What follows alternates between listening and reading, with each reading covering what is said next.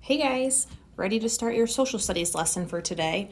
So we are going to be breaking down Unit 5 Lesson 2 into 2 days.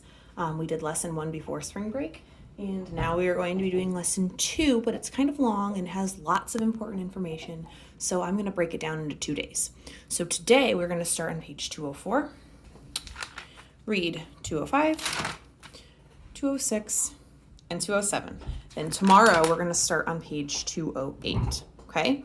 I am going to show you my notebook. I'm going to read through some of this quickly with you, kind of paraphrase it for you, and then I will put up a picture of my notebook and, of course, this video so that you can see exactly what I want you to do. So today is just a reading day and note-taking day. I've got some dogs chewing on bones, so that's what that noise is in the background, if that bothers you. Riley! So that's what the noise is about. Hopefully it's not too distracting for you guys. Let's go ahead and get started here. We have, of course, here's my notebook. Unit 5, Lesson 2 is the label. United States Constitution is the lesson name. Now you have federal system as a vocab word, Supreme Court, ratify, Bill of Rights, amendment. Okay, so 5 things. I did not write the definitions. That is for you to do, of course. Okay, and then skip a line after amendment, power of government. I abbreviated there because that is the title here. So this page is talking all about, which of course we'll read through it kind of together, but it's discussing the Constitution as they were writing it. So it says the first 3 words of the United States Constitution explain a great deal about the government of the United States. These words are, we the people. And remember when we went into the hallway and we looked at the Constitution over kind of by Miss Stahl's room? That was a replica of this, right? So now we're breaking down the Constitution part by part. So it says the delegates of the Constitutional Convention agreed that both state and national governments should share powers. This is known as a federal system, vocab word. Under a federal system, national and state governments both make laws and collect taxes. State governments, however, control local matters such as public services and public education. Okay? Come over here to your notes. What does a state government do? What does a national government do? And what do they both do? Okay, so that's all in this first paragraph right here. If I were you, I would pause this video right here and I would take notes on the vocab word that I know and those first 3 things. Okay, so maybe pause. Okay, moving on. After the preamble, which you can read on this page, there it is.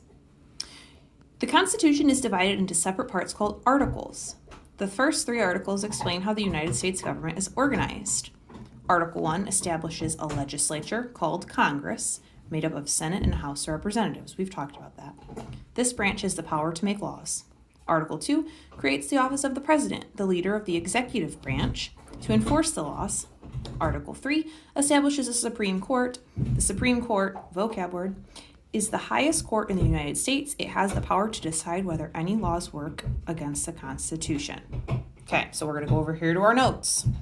Constitution, underline it. Preamble is found on page 205. You don't need to do anything with that. Article 1, you're going to write what it is. Article 2, you're going to write what it is. Article 3, you're going to write what it is. Okay? Now, all of that is found here. Mostly here, honestly. So what I would do if I were you is I would pause this video right now again, and I would fill this out, okay? I'm going to turn the page, so go ahead and pause.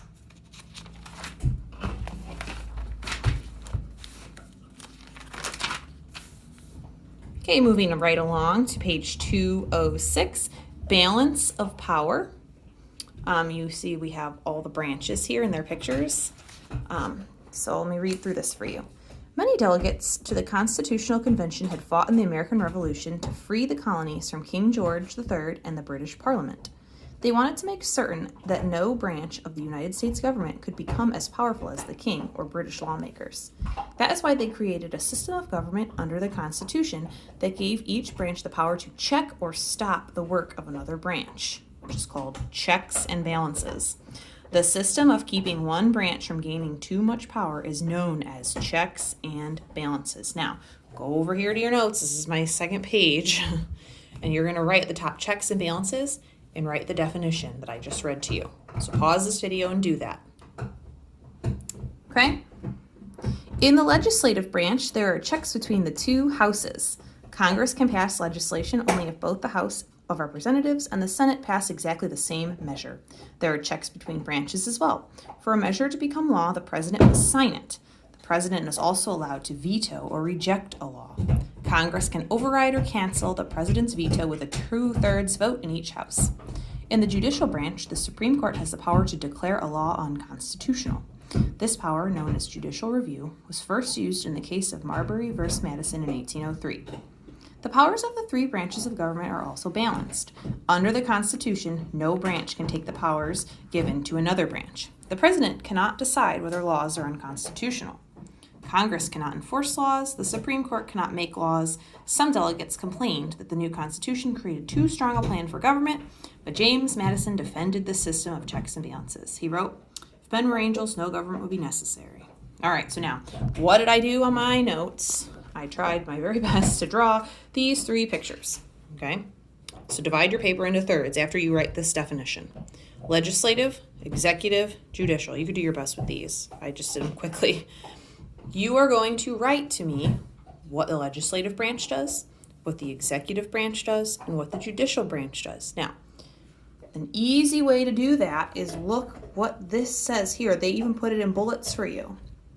I would write almost exactly what those three things say next to those pictures. If you wanted to write the checks and balances things too, it's on this 3 sections, you could go ahead and do that. But that's all going to go here. I wrote equals. You could just put the bullets underneath. Do your best with the buildings. I'm not going to grade your artistic ability, but try your best. Okay, so I will be grading 2 pages worth today. Page 1, well, page 2 actually, page 1. And you don't have all your vocab words yet, so you don't have to have all of those filled in. But we have, I think, 3. Did we read 3 of them today? 2 of them maybe only. So you'll have those 2 filled out. Okay? After that, I have a spot on Google Classroom for you to upload just these 2 pages, right? And then tomorrow we'll finish. So yours will be filled out, mine are not, but I will post my guide anyway. Good luck.